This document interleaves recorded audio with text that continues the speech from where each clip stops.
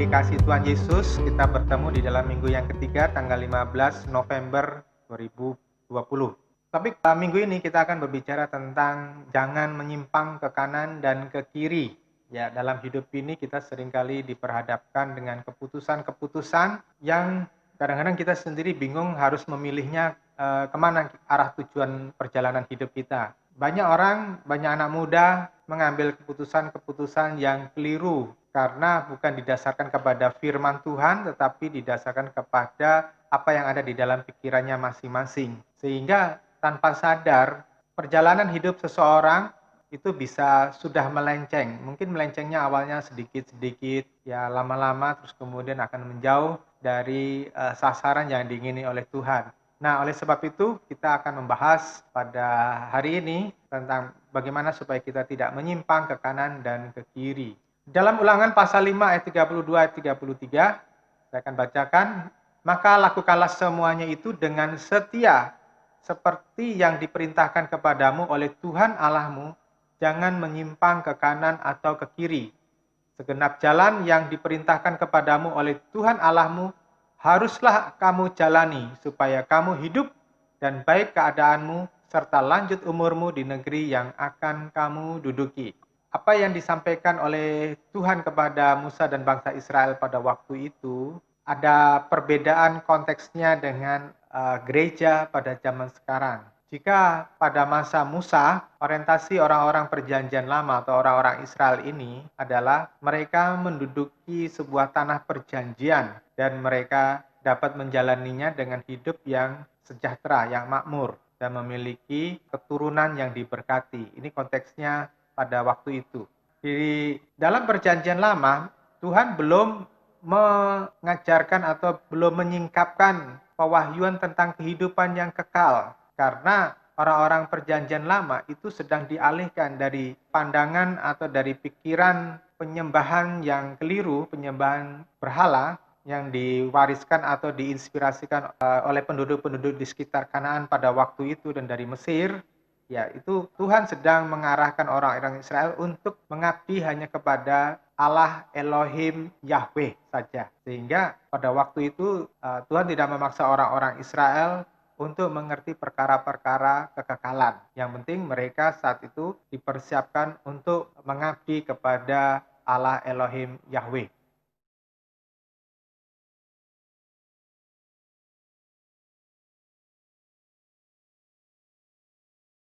Dalam perjanjian baru ini, Tuhan memberikan orientasi yang berbeda.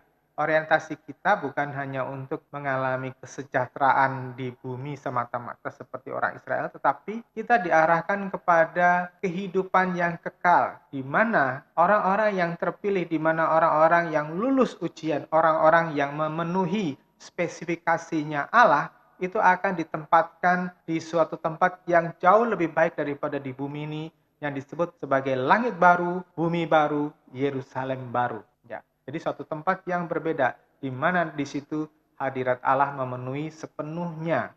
Oleh sebab itu orang-orang yang masuk ke langit baru, bumi baru, Yerusalem baru adalah orang-orang yang benar-benar sempurna di hadapan Tuhan.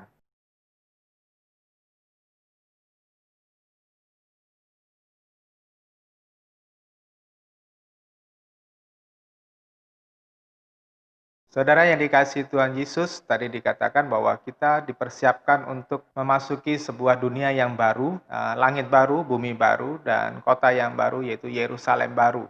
Dan untuk memasuki Yerusalem yang baru ini, Allah menentukan target yang harus dicapai oleh setiap orang yang ingin memasukinya. Nah, target yang harus dicapai adalah menjadi sempurna seperti Yesus. Karena apa? Karena sesuai Alkitab katakan, kita ini tidak cukup menjadi orang yang baik saja. Kita ini tidak cukup untuk menjadi orang saleh dengan agama kita masing-masing. Untuk itulah selanjutnya saya akan membahas dengan detail siapa kita. Karena manusia termasuk kita masing-masing yang saat ini beribadah online itu seringkali meleset dari rencana yang diingini oleh Allah. inner kita atau manusia batiniah kita bila distimulasi dengan keadaan sekitar kita itu sering membuat kita tidak pas dengan rencana Allah. Seringkali kita meleset dan ini kalau tidak disadari pada akhirnya akan membawa kita ke jurang yang mengerikan. Nah, saya akan membagikan ya sebuah cerita kisah dari seorang yang mempunyai seekor kucing. Dia punya peliharaan kucing.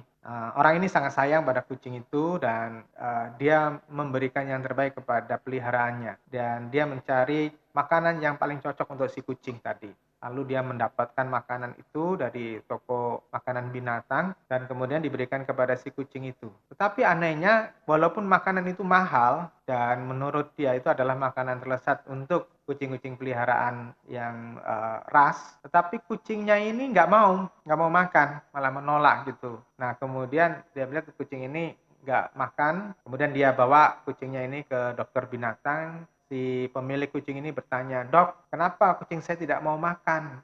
Padahal ini makanan baru yang saya berikan kepadanya itu harganya mahal dan ini direkomendasikan bahwa ini akan menjadi makanan favorit kucing, tapi kucing saya kok nggak mau. Apakah kucing ini ada sakit tertentu ya, Dok ya?" Nah, dokter itu menjawab, binatang itu berbeda dengan manusia. Jika manusia tidak pernah puas dengan satu jenis makanan, maka binatang itu sebetulnya cukup dengan satu menu makanan, ya termasuk kucing ini, dan dia nggak perlu diberikan variasi makanan yang lainnya. Karena dia sudah terbiasa dengan makanan yang satu ini, sehingga ketika dia ditawarkan makanan yang lainnya, dia nggak mau.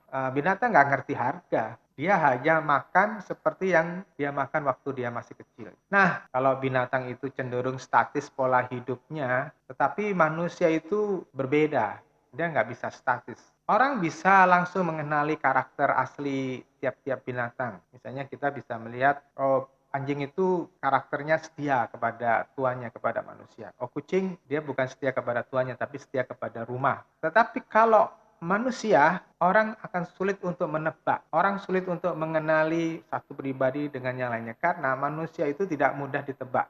Manusia itu mudah berubah, tak ada insting seperti binatang yang permanen ya untuk pola kehidupannya. Satu dengan yang lainnya bisa sangat berbeda. Nah, satu-satunya insting kita manusia itu adalah insting survival atau insting untuk dia mau selamat dari segala mara bahaya. Maka manusia itu mempunyai adaptasi yang tinggi. Saking dia bisa adaptasi dengan segala macam lingkungan sehingga manusia itu karakternya itu tergantung kepada lingkungan yang membentuknya. Jika soal makanan saja manusia tidak pernah berhenti berubah seleranya. Saudara dari kecil sampai tua itu pasti saudara punya selera yang berbeda-beda. Demikian pula halnya manusia itu selalu berubah. Masalahnya itu perubahannya itu bisa berubah menjadi lebih baik, bisa menjadi lebih buruk. Ya, kenapa? Karena manusia mempunyai kemampuan berpikir dan ada kecerdasan untuk mengambil keputusan. Hasil perubahan yang lebih baik itu contohnya begini, misalnya kemajuan teknologi. Dulu manusia hanya naik kuda, sekarang bisa naik mobil, naik pesawat. Kesadaran tentang pentingnya menjaga lingkungan hidup. Dulu orang itu jorok, dulu orang itu buang sampah sembarangan, tetapi sekarang ini terutama di negara-negara yang maju, orang tertib, buang sampah di tempatnya, orang tidak mencemari lingkungan, gitu. Contoh yang lainnya seperti kesadaran mentaati hukum. Kalau dulu orang itu sembarangan aja mengambil milik orang lain, tanah dipatok sana, patok sini. Kalau sekarang orang sudah mulai tertib karena sudah tahu batas-batas tanah yang sah, ya punya sertifikat. Manusia sekarang ini bisa lebih menghargai hak orang lain. Ada hak asasi manusia. Kalau dulu raja-raja berperang, harga manusia lawannya itu tidak ada harganya. Mereka bisa membunuh sewenang-wenangnya. Terus kemudian bisa memperbudak. Kalau zaman sekarang nggak ada perbudakan. Ya secara legal. Tapi kadang-kadang kita masih punya sistem perbudakan secara tersembunyi atau tersamar. Ya misalnya memberikan upah yang rendah kepada bawahannya, ya. Terus juga perbudakan secara seksual seperti pelacur. Namun kemajuan teknologi tidak dibarengi dengan perubahan jiwa manusia yang tetap di bawah naluri dosa. Faktanya yang pasti ya, begini, contoh saya itu masih ingat benar ajaran guru administrasi saya waktu masih SD dulu. Ibu itu berkata begini, saya masih ingat benar. Kita disuruh mengumpulkan kwitansi untuk contoh-contoh tentang transaksi gitu ya, kita bukukan gitu. Beliau berkata begini, Kenapa kita waktu menyerahkan uang itu sekarang ini pakai kwitansi sebagai bukti pembayaran? Karena orang zaman sekarang ini berbeda dengan orang zaman dulu. Orang zaman sekarang itu makin sulit untuk dipercaya. Sehingga apa? Kita perlu bukti. Nah, saudara, omongan ibu guru itu saya ingat sampai sekarang. Banyak orang zaman sekarang ini tidak bisa dipercaya. Walaupun budaya timur itu sebetulnya masih sungkan ya untuk tidak mempercayai orang lain. Tetapi kenyataannya ada banyak orang yang berlaku curang dalam hidup ini. Ada orang-orang yang saling menipu, saling ngakali satu dengan yang lainnya, dan mengambil hak orang lain dengan sewenang-wenang. Zaman sekarang ini tingkat perceraian meningkat sebagian besar akibat perselingkuhan, ketidakcocokan dengan karakter pasangan. Wanita terutama di barat lebih berani mempertontonkan auratnya daripada dahulu. Sepertinya nantangin kaum laki-laki. Kalau dulu ya, film-film Charlie Chaplin itu ya, zaman Charlie Chaplin yang film masih bisu, adegan-adegan misalnya hanya berciuman aja itu sudah membuat orang-orang pada waktu itu heboh dan protes keras, terutama kaum agamawi. Tapi sekarang, waduh, wanita zaman sekarang ini benar-benar berani sekali gitu ya. Bolong sana, bolong sini bajunya sepertinya kekurangan bahan. Jika dahulu orang melakukan hubungan sejenis seperti lesbianisme, homoseksual, itu secara sembunyi-sembunyi. Sekarang itu malah didemonstrasikan, orang mengkampanyekan dengan mengibarkan bendera pelangi. Itu benderanya orang-orang LGBT, orang-orang banci, homoseksual, lesbi, transgender. LGBT. Nah, saudara, orang nggak malu-malu lagi menyatakan dirinya saya homo, saya lesbi, saya banci, begitu ya. Kalau zaman dulu alkohol itu dilarang, tapi sekarang orang menjual minum-minuman keras, orang menjual obat bius, ya itu tidak tanggung-tanggung, tidak lagi ditabukan. Bahkan di Eropa, di negara Eropa, orang mengkonsumsi obat bius itu dalam takaran tertentu masih diperbolehkan. Orang minum minuman keras boleh, asal tidak mengendarai mobil dalam kondisi mabuk. Kalau dulu Amerika di awal-awal abad 20 itu melarang perdagangan alkohol ya, minuman beralkohol ya, secara bebas.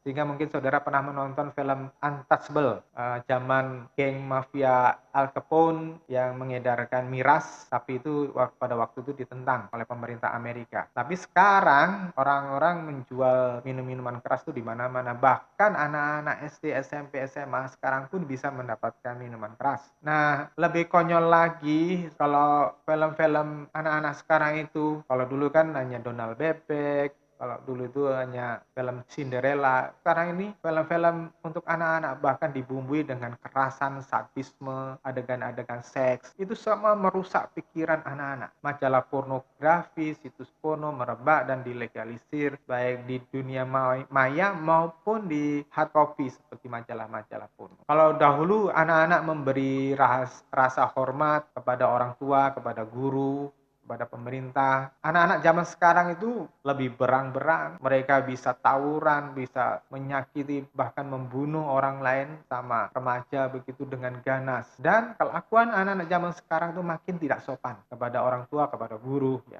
Anak-anak muda yang sudah tidak tertarik kepada ibadah di gereja itu makin meningkat. Di penelitian di beberapa negara barat, di Amerika, di Korea Selatan yang pernah mengalami kebangunan rohani, penurunannya sangat drastis, sangat dramatis. Ya, penurunan jumlah kehadiran anak-anak remaja atau orang-orang muda di gereja. Ini kondisi yang terjadi pada masa sekarang ini. Kalau di lingkungan pelayanan, banyak pendeta, banyak pastor, biarawan yang jatuh di dalam skandal perzinahan. Aktivis-aktivis gereja beralih ke dunia sekuler yang benar-benar tidak lagi memiliki batas kekudusan. Semua itu karena uang dan karena kemewahan. Jemaat-jemaat di gereja di negara-negara yang pernah menjadi mayoritas Kristen itu meninggalkan gereja, baik menjadi ateis maupun tertarik untuk memeluk agama lain, di mana nilai kekudusan itu dilunturkan dan diganti dengan mengumpulkan persembahan demi untuk mendapatkan kembali berkat berkali lipat. Misalnya gini, saudara didorong untuk memberi persembahan dengan iming-iming akan mendapatkan kembalian atau mendapatkan berkat 60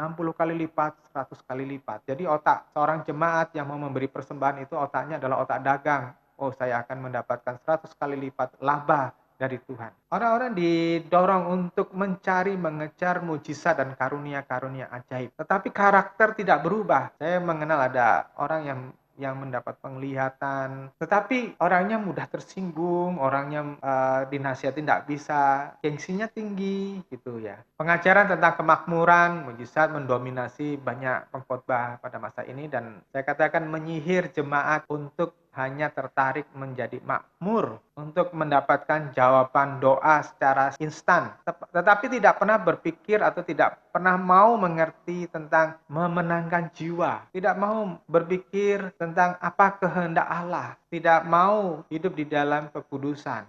Itu sepertinya sebuah pilihan yang lain, pilihan yang kedua. Mestinya saudara setelah melihat penjabaran saya ini, saudara mestinya berpikir keras ya, mengapa profil suram ini melanda dunia dan melanda gereja. Jawabnya adalah kita tidak mencapai sasaran yang telah ditetapkan Allah. Kita telah melenceng dari titik pusat sasaran Tuhan tadi. 아이린.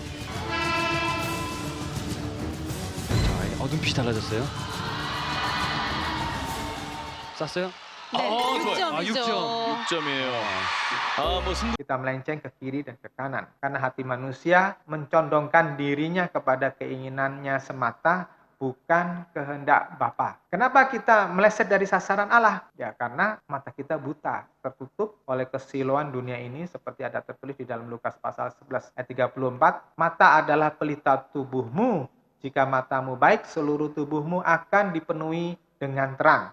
Akan tetapi jika matamu jahat, seluruh tubuhmu akan dipenuhi kegelapan. Saudara yang dikasih Tuhan, begitu seseorang itu mengalihkan perhatiannya dari titik pusat yang dikehendaki Allah, maka matanya akan melihat hal-hal yang jahat. Melihat hal-hal yang jahat itu bukan terus kemudian seseorang itu hanya melihat pembunuhan, ya, ngerampok, maling, memeras, jadi preman, ya, atau jadi pelacur. Bukan itu. Seseorang bisa tetap bermoral yang baik, seseorang tetap masih bisa punya etika yang baik, masih kelihatan di dalam lingkungan masyarakatnya itu baik. Tetapi ketika seseorang matanya sudah tidak diarahkan, maksud saya mata rohani ya, tidak diarahkan kepada Tuhan, tapi kepada kesenangan dunia, hatinya sudah menjauh dari Tuhan, dan itu suatu kejahatan di hadapan Tuhan.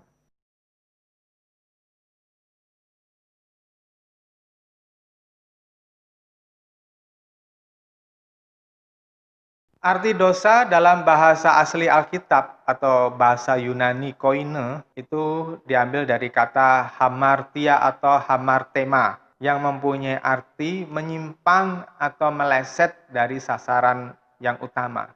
Dalam kamus Alkitab saya cuplik, dosa dijabarkan sebagai berikut, yaitu tindakan manusia secara perorangan atau secara bersama-sama yang menyimpang dari kehendak dan hukum Allah. Dan tindakan-tindakan itu termasuk juga buah pikiran, termasuk juga perkataan dan perasaan, itu menimbulkan keadaan berdosa. Ketika saya memperhatikan kelakuan banyak manusia, saya melihat bahwa dosa, yakni keberadaan berdosa ini, itu benar-benar parah akibatnya. Karena benar-benar merusak jiwa seseorang. Seorang yang telah lama hidup di dalam kebiasaan dosa, dalam kubangan dosa, jiwanya benar-benar rusak. Karena tidak lagi memiliki kepekaan bahwa apa yang dilakukan, apa yang dia pikirkan, apa yang menjadi karakternya adalah telah menyimpang dari tujuan Allah.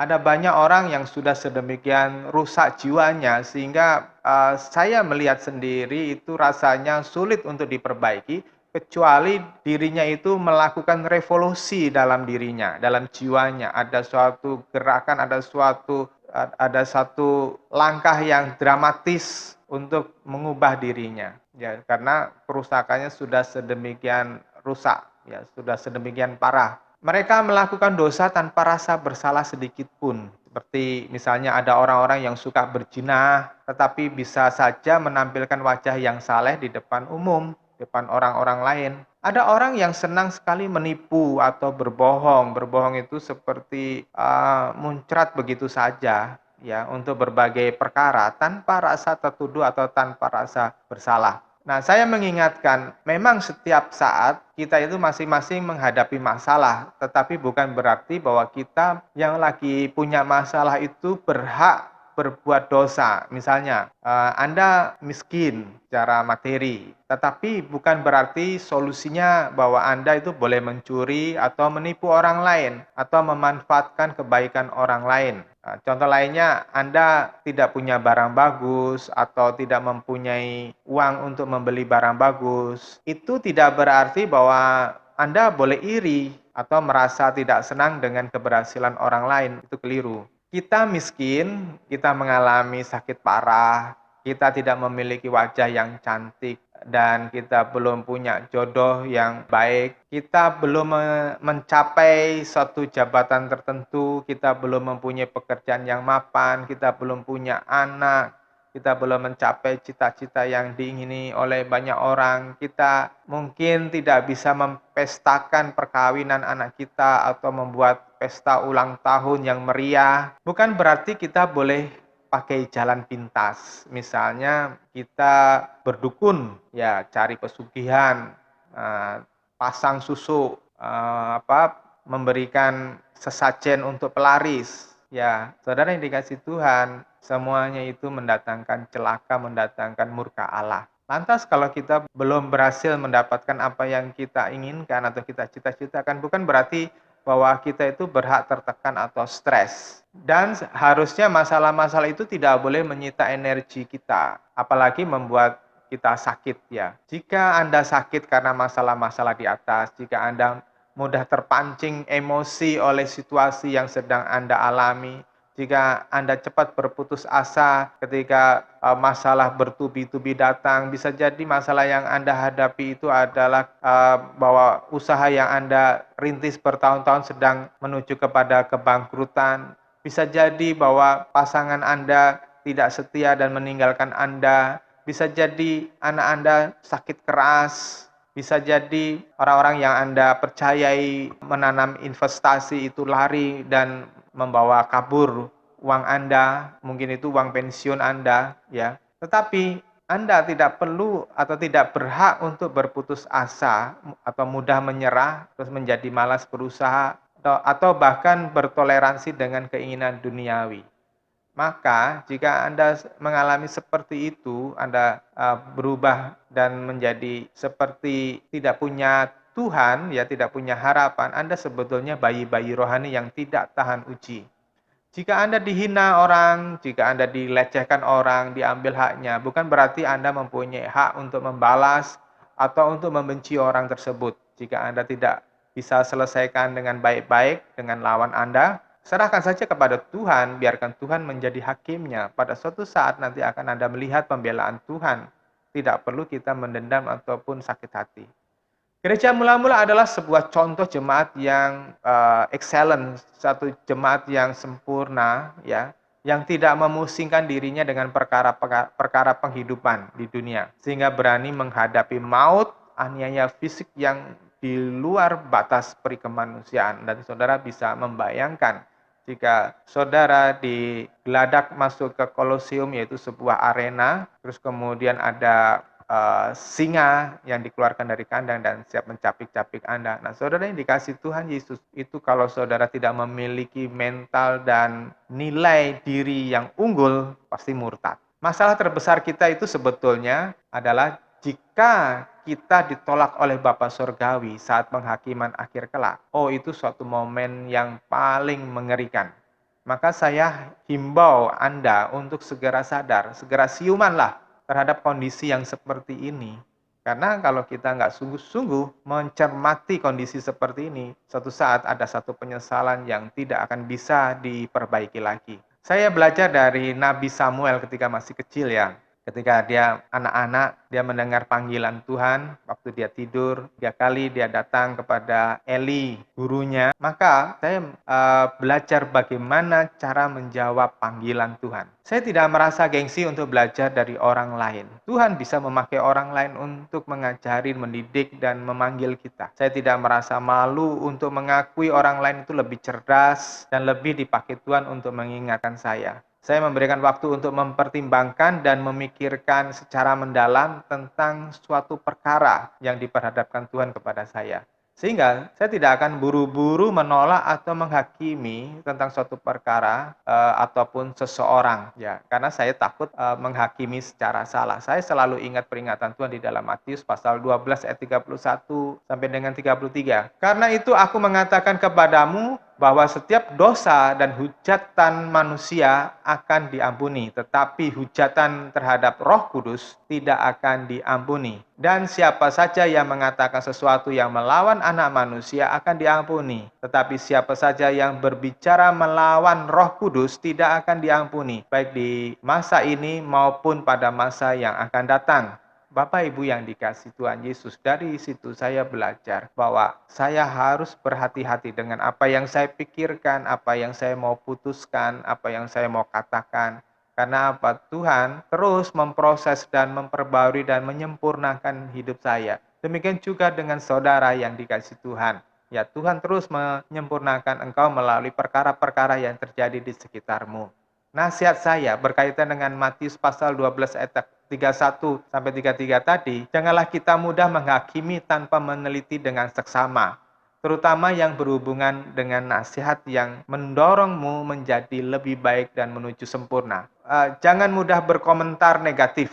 Walaupun kita memang harus menguji segala sesuatu, menurut saya peringatan tentang hujatan pada Roh Kudus tadi, ya itu sangat serius ya, dan sangat harus diperhatikan karena saya melihat banyak orang terlampau berani berkata-kata. Ya, belajarlah rendah hati supaya Roh Kudus mendapat ruang untuk mengubah hati Anda, mencabut segala karakter dosa yang sudah lama mendekam di dalam diri kita masing-masing, dan sampai akhirnya kita mempunyai kepekaan bahwa yang dulu pernah kita nikmati dan anggap sepele ya, dan mengikat kita sehingga kita terjerat di dalamnya dan selalu ingin melakukannya, mengulanginya, dan kita menyadari sekarang bahwa itu adalah dosa. Nah, nasihat saya supaya Roh Kudus mempunyai tempat untuk memimpin Anda. Berikan di dalam hatimu masing-masing tempat atau tahta untuk Roh Kudus. Selangkah demi selangkah, Roh Kudus akan memimpinmu sampai masing-masing dari Anda itu mempunyai cita rasa atau seleranya Tuhan. Sehingga untuk meleset dari sasaran yang ditetapkan Bapa, Anda tidak lagi tertarik. Sampai Anda bisa menjadi seperti Yesus, di mana tawaran iblis di Matius pasal 4 itu bisa tidak menarik hati Anda lagi. Sekalipun di depan Anda misalnya ada perempuan cantik, Anda harus sampai ke taraf tidak bisa tertarik lagi untuk berselingkuh. Sekalipun di depan ada banyak uang, banyak kesempatan untuk saudara korupsi atau mencuri, saudara tidak tertarik untuk mengambilnya. Anda tidak akan tertarik untuk berkelahi dengan orang yang mengecewakan, yang menipu, yang memfitnah Anda. Ataupun kalau Anda nggak berani berantem dengan dia, Anda tidak akan mendendam dia. Ya, sekalipun orang tuamu mengecewakan, mungkin orang tuamu tidak mempunyai banyak waktu untuk bersama-sama dengan engkau. Mungkin orang tuamu tidak memberikan uang jajan yang cukup, tetapi engkau tetap memberikan rasa hormat dan mengasihi mereka. Intinya, Anda harus segera mencapai buah-buah roh yang kesembilan, yaitu penguasaan diri, pengendalian dari keinginan dosa. Orang yang sudah sampai ke taraf dewasa rohani, orang yang sudah bisa mengendalikan diri. Sekalipun kita punya uang yang banyak untuk membeli rumah yang super mewah, yang harganya puluhan miliar, atau mobil yang super wah, tetapi secara brilian Anda bisa mengalokasi dana tersebut dengan bijaksana untuk kepentingan Tuhan. Saudara yang dikasihi Tuhan, saudara diberi hikmat, diberi kecerdasan oleh Roh Kudus untuk mengelola hidupmu sampai engkau mencapai sasaran Tuhan. Beberapa contoh akibat melesetnya kita dari rencana Allah ya. Misalnya di dalam keluarga ya, banyak orang tua saya sering melihat bisanya hanya melahirkan anak, tetapi kurang atau tidak bisa mendidik anak untuk menghormati Tuhan. Ya, contohnya ya, orang tua jenis ini suka lepaskan tanggung jawab untuk mendidik anak-anaknya ini mengenal Tuhan, mengajari berdoa, mengajari firman Tuhan di rumah. Biasanya ya hanya sekedar membiayai sekolah, suruh sekolah, atau memodali kerja, tapi mengajari anak-anaknya untuk takut akan Tuhan itu nggak bisa. Kadang biasanya hanya bisanya itu membentak, memukul, memarahi bila anak itu salah.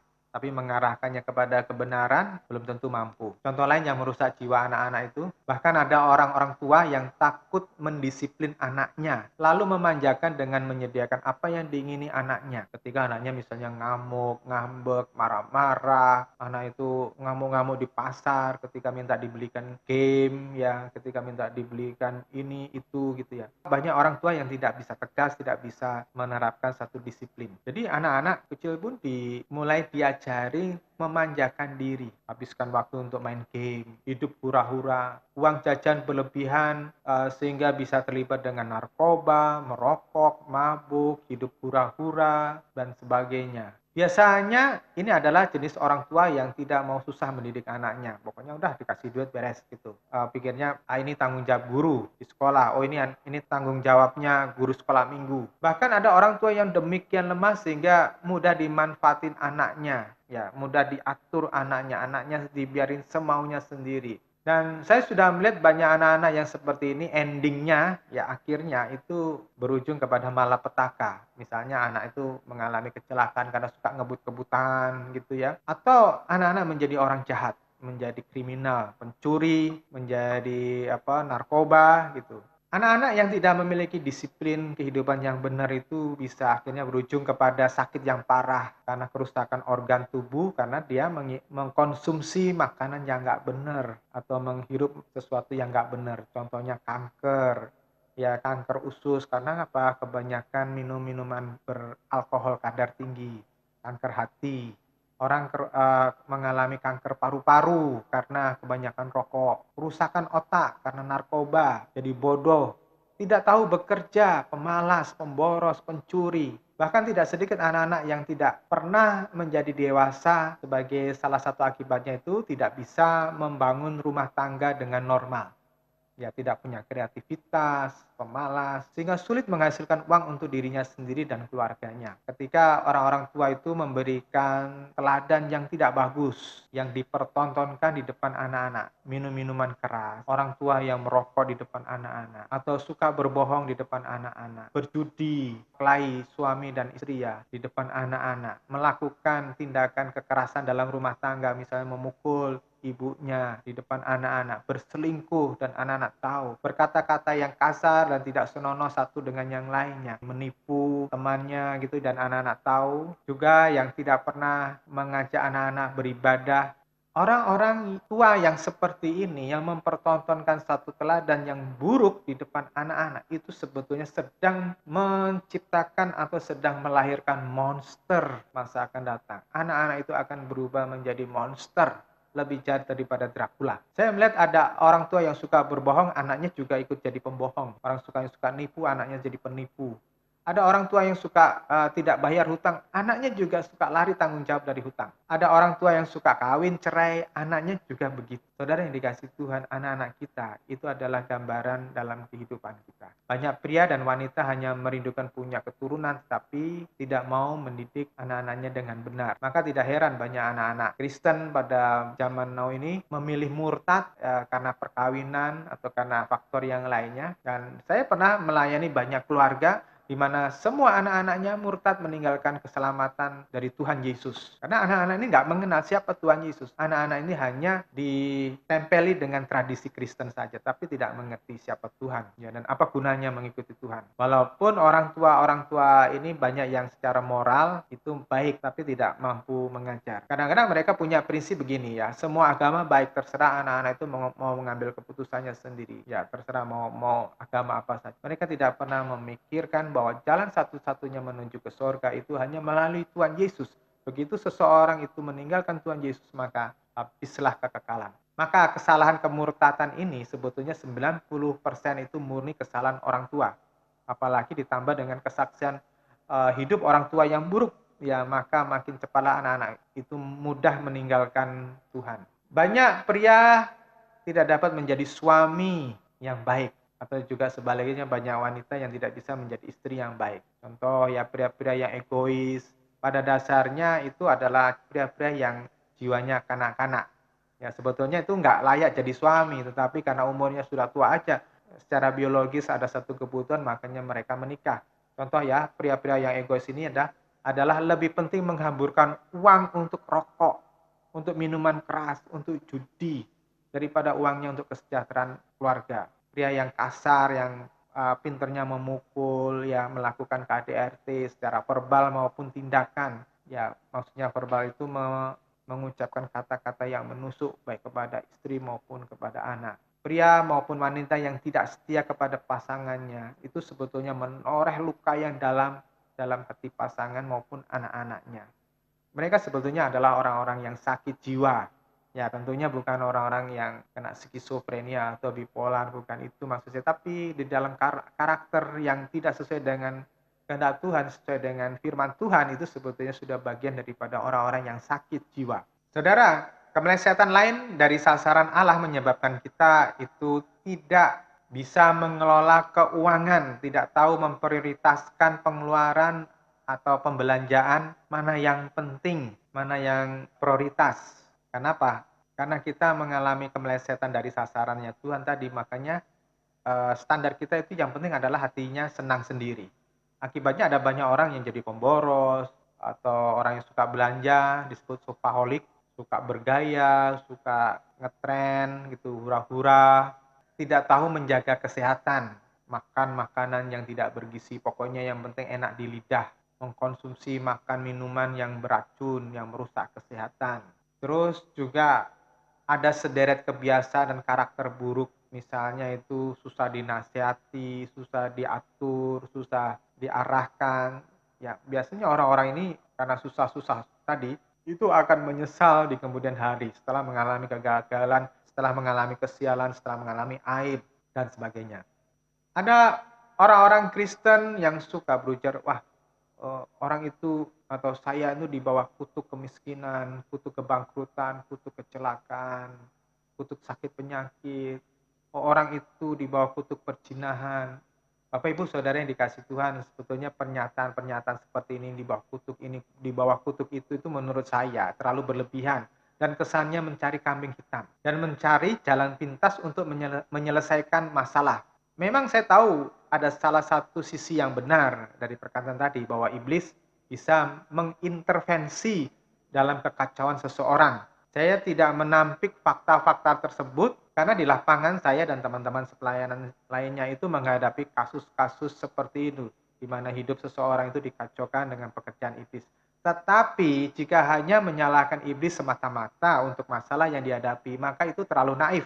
Ya, maksud saya, sikap seperti itu hanya mau melepaskan tanggung jawab atas kesalahannya sendiri. Karena iblis tidak bisa masuk dan mengganggu seseorang dan merusak hidup seseorang kalau dia tidak diberi pintu masuk. Di dalam Matius pasal 12 ayat 43 sampai 45 itu jelas sekali. Orang itu harus membuka pintu masuk dulu dan membuat iblis itu masuk, baru dia bisa bekerja dengan leluasa dan merusak orang tersebut. Misalnya ya, ada satu orang yang turun-temurun dari beberapa generasi jatuh di dalam kasus perzinahan atau perselingkuhan. Dalam banyak case yang saya tangani, biasanya orang-orang tersebut itu atau keluarganya itu tidak jauh dari ikatan perdukunan atau ilmu orang sakti. Tetapi jika ia jatuh di dalam kenajisan tersebut, yaitu maksud saya perselingkuhan tadi atau perzinahan tadi, sebetulnya adalah keputusannya sendiri yang mau nyemplung atau masuk ke dalam kenajisan tersebut. Kalau orang itu memiliki keteguhan hati, kalau orang itu memiliki kekuatan untuk menolak naluri berzina, karena dia mengisi pikirannya dengan kebenaran firman Tuhan, maka dia nggak akan masuk di dalam wilayah itu. Seorang yang malang melintang melayani Tuhan itu tahu batasan-batasan moral yang harus ia jaga. Jadi seberapa jauh intervensi iblis dalam kehidupan seseorang itu tergantung cara hidupnya dan tergantung kepada hubungannya dengan Tuhan. Ya, jadi tidak bisa dikatakan, oh saya mengalami seperti ini karena saya di bawah kutuk atau di bawah penjajahan iblis. Ya, karena orang tua saya menyembah berhala, karena orang tua saya pezina, karena orang tua saya melakukan tindakan ini, tindakan itu yang tidak terpuji, dan sebagainya. Katakan orang berkata bahwa ia di bawah kutuk kemiskinan. Lalu jika kita selidiki lebih mendalam, maka ada dua fakta yang bisa dinalar. Biasanya, satu, orang tersebut itu adalah pemalas dan pemboros.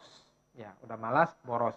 Terus, Yang kedua, kemungkinan kedua adalah orang tersebut itu tidak pandai melihat peluang usaha atau kurang pengalaman dalam hal pemasaran atau kurang ahli dalam bidang yang dia tekuni, kurang mahir begitu sehingga hasil yang dia usahakan itu tidak cukup baik, tidak cukup bagus, tidak cukup menarik perhatian para pembeli. Nah, Bapak Ibu Saudara yang dikasih Tuhan Yesus, jika dilihat dari nubuatan Tuhan tentang zaman-zaman ini, saya mau bacakan saudara untuk saudara perhatiin dari 2 Timotius pasal yang ketiga ayat 1 dan 2 saya ambil itu saja. Ketahuilah bahwa pada hari-hari terakhir akan datang masa yang sukar. Manusia akan mencintai dirinya sendiri dan menjadi hamba uang. Mereka akan membual dan menyombongkan diri. Mereka akan menjadi pemfitnah. Mereka akan berontak terhadap orang tua dan tidak tahu berterima kasih dan tidak memperdulikan agama. Saya ingin menekankan kepada ayat 1 dan 2 pada frase terakhir ya. Di dalam ayat 1 dikatakan di situ hari-hari terakhir akan datang masa yang sukar. Saya harus mengakui bahwa masa ini adalah masa yang sulit bagi banyak orang di seluruh dunia. Ekonomi runtuh, kesehatan menurun, ya perang pecah di mana-mana, di Timur Tengah, di Asia Selatan, Timur Jauh, dan seterusnya, ketegangan di mana-mana. Tetapi ini juga berbicara tentang orang yang menjadi semakin sukar menangkap kebenaran ilahi. Saya menyadari ya saat ini tidak banyak orang tertarik kepada khotbah-khotbah yang seperti ini. Orang lebih tertarik kepada pengalaman yang spektakuler, ya. Pengalaman spektakuler itu misalnya karunia-karunia roh gitu ya. Orang mengejar bahasa roh, mujizat, penglihatan, atau menjadi kaya, menjadi makmur, itu menarik.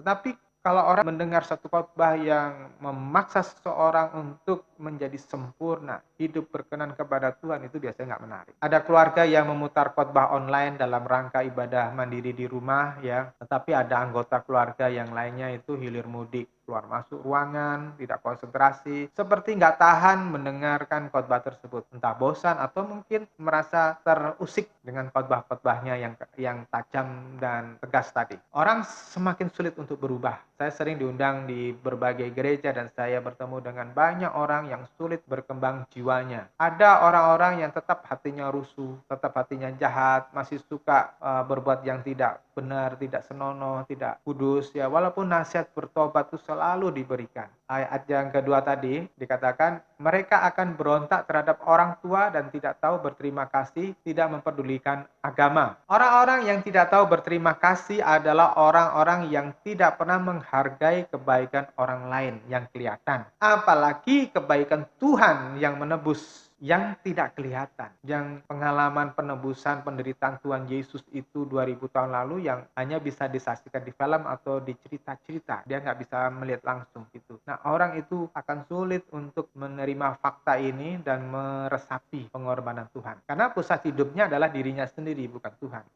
Akibatnya orang ini tidak pernah mempedulikan kebenaran di dalam kepercayaan di dalam iman tersebut. Kadang-kadang saya tidak tegal ya untuk mengatakan pernyataan Alkitab sendiri yang tegas ya kepada orang-orang yang jenis ini, yang tidak mau bertobat ya. Tetapi ya saya mau tidak mau harus katakan ini kepada saudara-saudara yang mendengarkan firman Tuhan hari ini. Di dalam Matius pasal 7 ayat yang ke-6, Yesus berkata, "Jangan memberikan barang yang kudus kepada anjing-anjing, jangan pula melempar mutiaramu ke hadapan babi supaya mereka tidak menginjak-injak itu dengan kakinya dan berbalik mencapik-capik kamu." Ini kasar sekali, sarkasme sekali. Tapi memang begitulah Alkitab. Ya, tidak pernah tedeng aling-aling, tidak pernah basa-basi, tegas untuk mengatakan siapa jati diri seorang yang tidak mau sungguh-sungguh kepada Tuhan. Ada dua hal penting yang harus diperhatikan dari firman Tuhan tadi. Pertama, menginjak-injak mutiara. Itu berbicara tentang menajiskan kekudusan. Saudara, mutiara itu kan suatu barang yang berharga. Tapi kalau orang itu tidak mengerti nilainya, nilai barang itu, maka dia akan mengabaikan barang itu dan dibuang. Mungkin akan dijadikan sampah begitu. Saudara, orang-orang yang tidak menghargai kebenaran firman Tuhan, orang-orang yang tidak menghargai kekudusan itu akan mencampakkannya. Dan ada yang kedua tadi adalah mencapik-capik kamu. Saudara yang dikasih Tuhan, mencapik-capik ini adalah ketika seseorang diberi nasihat oleh seorang hamba Tuhan, oleh seorang yang baik begitu ya, menasihati seseorang yang berbuat keliru gitu. Itu belum tentu nasihat orang yang coba untuk menyadarkan yang bersangkutan tadi bisa diterima. Bisa jadi malah memusuhi. Kenapa? Karena orang-orang yang bermasalah ini biasanya hatinya rusuh, jiwanya gelap sehingga tidak bisa membedakan kebenaran dengan yang salah. Oleh sebab itu di masa sukar ini kita berharap ada secercah cahaya sesuai yang dijanjikan oleh Tuhan di dalam Daniel pasal 12 ayat yang ketiga. Orang-orang yang bijaksana akan bersinar seperti cahaya cakrawala. Mereka mengajar dan menuntun banyak orang kepada kebenaran seperti bintang-bintang untuk selama-lamanya. Ini harapan kita.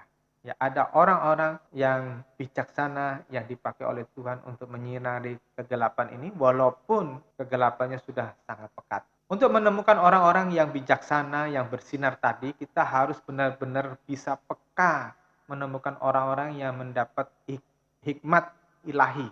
Orang-orang yang benar dipakai oleh Tuhan untuk menuntun kepada kebenaran. Bukan sekedar orang-orang yang populer, bukan orang-orang yang sekedar berkarisma. Orang-orang ini adalah orang-orang yang rela dikuliti kehidupan lamanya. Seperti di dalam ayat yang 10a ya. Banyak orang akan dibersihkan, disucikan, dan diuji. Tetapi orang jahat akan berbuat jahat. Tidak seorang pun dari orang jahat itu akan memahami. Tetapi orang-orang yang bijaksana akan memahaminya. Jadi saudara yang dikasih Tuhan, orang-orang yang bijaksana, yang mengerti kehendak Tuhan, yang mengerti rencana Tuhan, yang mengerti sasarannya Tuhan, itu harus mau dibersihkan, disucikan, dan diuji. Setiap hari kita perlu menguji diri kita. Setiap hari kita perlu menguji apa yang ada di dalam pikiran kita. Setiap hari kita harus menguji karakter kita ini udah benar belum. Dan kita berkata kepada Roh Kudus, bersihkan Tuhan, bersihkan terus. Orang-orang yang mau dibentuk ulang itu seperti tanah liat di tangan penjuna. Saudara mungkin pernah melihat orang membuat tembikar ya, membuat guci itu ya dari tanah liat itu kalau ada keliru sedikit, ada cacat sedikit itu dibanting lagi ya, tanah liatnya masih lemes tadi terus dibentuk ulang. Saudara, orang-orang yang mau dibentuk ulang ini akan diberi hati yang baru, roh yang baru. Seperti janji Tuhan di dalam Yeskiel pasal 36 ayat 26 ayat 27. Pasal ini ayat ini itu sejajar dengan Yohanes pasal 3 ayat 3 dan 5. Ketika Nikodemus bertanya kepada Tuhan Yesus, bagaimana supaya aku bisa masuk ke surga? Tuhan Yesus berkata, seorang yang tidak dilahirkan kembali dari air dan roh itu tidak bisa masuk ke surga. Yeskiel pasal 36 ayat 26-27. Kamu akan kuberikan hati yang baru dan roh yang baru di dalam batinmu, dan aku akan menjauhkan dari tubuhmu hati yang keras, dan kuberikan kepadamu hati yang taat. Rohku akan kuberikan diam di dalam batinmu, dan aku akan membuat kamu hidup menurut segala ketetapanku, dan tetap berpegang pada peraturan-peraturanku dan melakukannya. Saya percaya saat-saat ini terjadi penggenapan nubuatan Tuhan. Yang terdahulu menjadi terkemudian dan yang terkemudian menjadi terdahulu. Bapak Ibu Saudara yang dikasih Tuhan, gelombang pemurtatan itu memang terjadi di negara-negara barat dan di gereja-gereja tua. Orang-orang Kristen lama, orang-orang Kristen yang tua-tua, ya, mereka meninggalkan Tuhan Yesus, pergi kepada agama-agama lainnya. Tetapi saya mau kasih tahu, gelombang pertobatan malah terjadi di negara di mana kekristenan itu sangat ditekan, bahkan dimusuhi, bahkan dianiaya pada saat-saat zaman modern seperti ini. Ada sebuah lawatan Allah, dan mereka bukan diinjili secara verbal oleh orang-orang Kristen atau oleh seorang penginjil atau seorang pendeta, bukan. Tuhan melawat wilayah-wilayah itu dengan berbagai cara yang adikodrati. Mereka bertemu dengan Tuhan melalui mimpi, melalui penglihatan, melalui pernyataan supranatural. Sehingga orang-orang ini dituntun oleh Tuhan untuk menemukan kebenaran yang sejati dan mereka bisa bertobat. Dan pertobatannya sangat radikal. Orang-orang Kristen lama nanti akan masuk ke neraka karena mereka tidak mau berubah, tidak mau bertobat sungguh-sungguh. Dan orang-orang yang baru menerima Yesus, itu orang-orang yang diundang seperti di dalam Matius pasal 22, itu orang-orang yang ditemukan oleh pesuruh-pesuruh raja itu di pinggir-pinggir jalan, di persimpangan, dan mereka bertobat. Ya, itulah orang-orang yang akan masuk di dalam kerajaan yang kekal. Jadi, jika Anda mengerti hal ini, ya, kita tidak terlalu perlu hal-hal yang ajaib. Bukan kesembuhan ilahi, bukan kesembuhan mujizat yang kita perlukan. Tetapi kebenaran ilahi kehidupan Kristus yang mengubah kita, itulah yang menjadi hal yang penting dalam hidup kita. Karena dari situlah menunjukkan kita akan diselamatkan apa tidak. Ketakutan akan ditolak Bapa karena tidak memenuhi syarat harus melampaui kebutuhan untuk kemakmuran ekonominya dan disembuhkan dari sakit penyakit. Ini harus dimiliki oleh setiap orang Kristen. Saya percaya pada mujizat. Saya telah mengalaminya, ya. Waktu istri saya kena stroke, lumpuh paruh badan dan mukanya sudah merot, tidak bisa bergerak, tidak bisa berbuat apa-apa. Tapi Tuhan memberi mujizat. Saya melihat orang-orang yang kami doakan, ya, itu mengalami mujizat dan mengalami kesembuhan. Tetapi saya sadar bukan itu yang dibutuhkan manusia. Karena kenyataannya orang yang mengalami mujizat itu mereka belum tentu bisa berubah secara karakter. Yang dibutuhkan kita adalah perkenanan oleh Bapa. Ya, yang kita butuhkan itu perkenanan Bapa surgawi. Saya hanya bisa menghimbau seberapa rusak jiwa Anda, seberapa karatan hati Anda. Berjuanglah untuk membuang manusia lama dengan menundukkan diri kepada firman Tuhan. Dengan terus belajar firman Tuhan, dengan terus melihat dirimu sendiri apa yang belum beres di hadapan Tuhan dan dibereskan. Masalah terbesarmu bukan soal harta, bukan soal jodoh, bukan sekedar kesembuhan dari penyakitmu.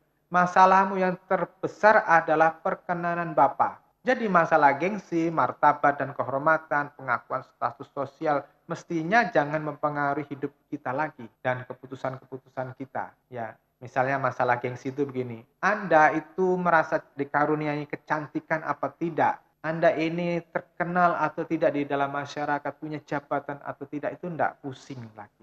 Nah, tentang masalah martabat dan kehormatan, ya, Anda bisa menyelenggarakan pesta ulang tahun, pesta perkawinan secara besar-besaran atau tidak untuk diri Anda atau anak Anda itu, ya. Anda tidak perlu bingung, ya. Anda tidak perlu merasa kecewa ketika Anda tidak dipuji atas prestasinya atau orang lain tidak memberi hormat kepada Anda. Itu tidak perlu jadi masalah.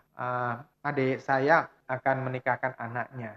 Karena di dalam masa kondisi COVID-19 ini, pandemi COVID-19 ini, dia mengundang kami tapi tidak datang ke tempat pernikahannya, cukup dengan Zoom, ya, jarak jauh. Dan itu tidak membuat mereka kecil hati, tidak membuat mereka merasa direndahkan, disepelekan, begitu, ya.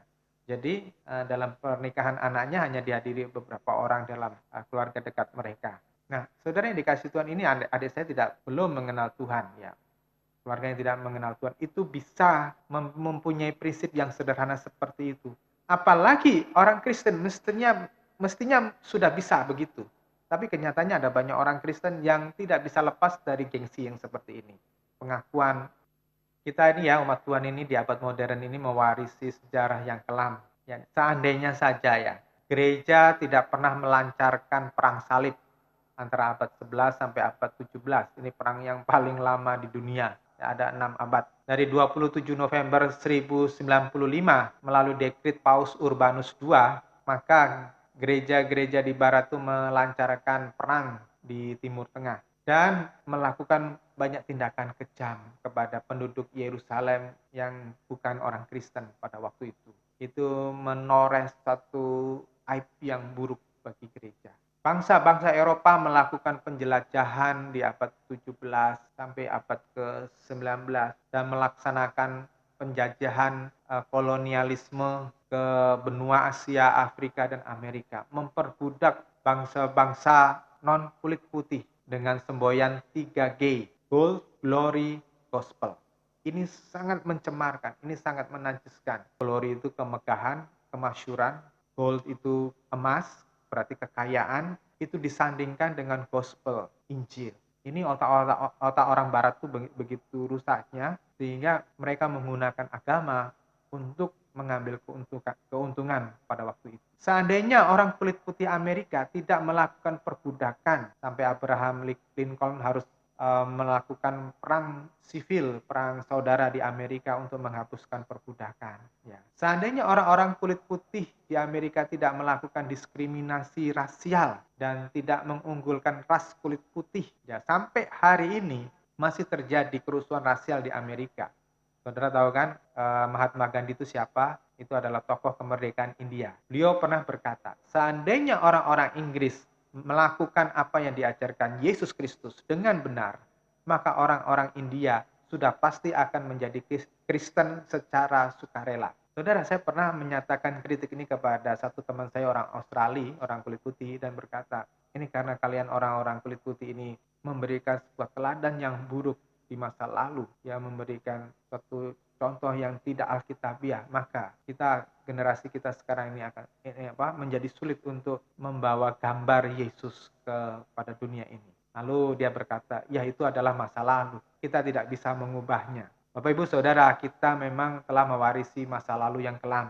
Kita berada di ujung zaman peradaban manusia daging ini, dan kita mewarisi sesuatu yang buruk daripada nenek moyang kita. Kerusakan moral sudah sedemikian rupa dan merusak otak manusia. Maka saya mengajak Anda semuanya untuk tidak mengikuti arus manusia, tetapi mengenapi keinginan Tuhan seperti ada tertulis di dalam 2 Timotius pasal yang kedua ayat 20 dan 21.